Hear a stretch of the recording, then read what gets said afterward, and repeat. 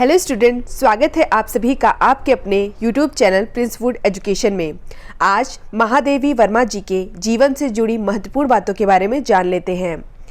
महादेवी वर्मा हिंदी के छायावादी कवियों की श्रृंखला में सबसे प्रतिष्ठित नामों में से एक है। हिंदी साहित्य के छायावादी युग के 4 महत्वपूर्ण कवियों में महादेवी वर्मा जी भी आती हैं। इनका जन्म 26 मार्च 1907 ईस्वी में उत्तर प्रदेश के फर्रुखाबाद में हुआ था। इनकी माता का नाम हेमरानी देवी तथा पिता का नाम गोविंद प्रसाद वर्मा था। उपनाम आधुनिक मीरा। सूर्यकांत त्रिपाठी निराला जी ने इन्हें हिंदी के विशाल मंदिर की सरस्वती कहा है। इनकी शिक्षा के बारे में बात कर लेते हैं। तो प्रारंभिक शिक्षा मिशन स्कूल इंदौर में हुई थी। महादेवी वर्मा महात्मा गांधी जी के संपर्क में आने के बाद समाज सेवा में लग गई और 1932 में इलाहाबाद विश्वविद्यालय में संस्कृत से एमए करने के पश्चात इन्होंने प्रयाग महिला विद्यापीठ की स्थापना की। वैवाहिक जीवन कैसा रहा? तो 7 पीढ़ियों के बाद पहली बार पुत्री का जन्म हुआ था। अतः इनके जो बाबू बांके बिहारी जी थे वो खुशी से झूम उठे और इन्होंने इनको देवी मानते हुए इनका नाम महादेवी वर्मा रख दिया। नवा वर्ष पूरा होते ही सन 1916 में इनके बाबा श्री बांके बिहारी जी ने इनका विवाह बरेली के पास नवाबगंज कस्बे के निवासी श्री स्वरूप नारायण वर्मा जी से कर दिया। आइए इनके सम्मान और पुरस्कार के बारे में जान लेते हैं। 1955 में महादेवी वर्मा जी ने इलाहाबाद में साहित्यकार संसद की स्थापना की और पंडित इलाचंद जोशी के सहयोग से साहित्यकार का संपादन भी संभाला। स्वाधीनता के बाद 1952 ईस्वी में उत्तर प्रदेश विधान परिषद की सदस्या मनोनीत की गई। 1956 में भारत सरकार में उनकी साहित्यिक सेवा के लिए पद्म भूषण भी की उपाधि से सम्मानित किया गया। अब बात कर लेते हैं इससे पूर्व क्या हुआ। महादेवी वर्मा जी को नीरजा के लिए 1934 में शेक्सपियर पुरस्कार से सम्मानित किया गया। 1942 ईस्वी में स्मृति की रेखाओं के लिए द्विवेदी पदक भी प्राप्त हुआ।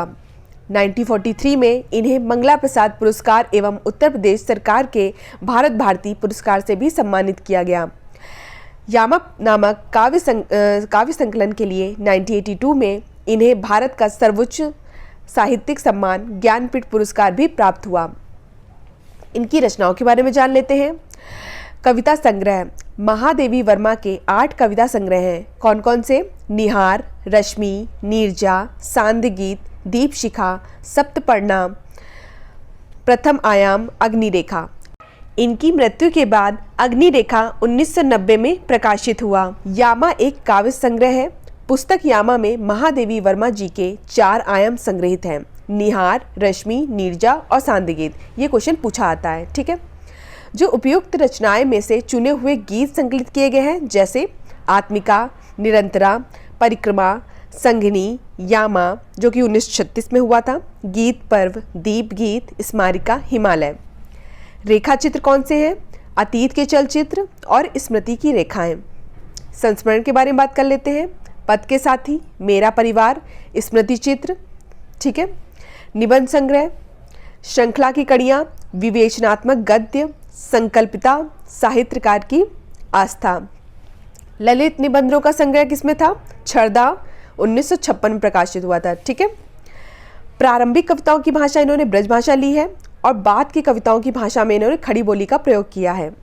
बाल कविताएं कौन सी थी? ठाकुर जी भोले हैं, आज खरीदेंगे हम ज्वाला। इनकी कहानी कौन सी थी? गिल्लू इनकी कहानी थी जो कि बहुत प्रसिद्ध थी। संपादन की बात कर लेते हैं तो इन्होंने चांद तथा साहित्यकार मासिक पत्रिका का संपादन किया। यह छायावादी काव्यधारा की कवयित्री थी, ये तो आपको पता ही है, ठीक है।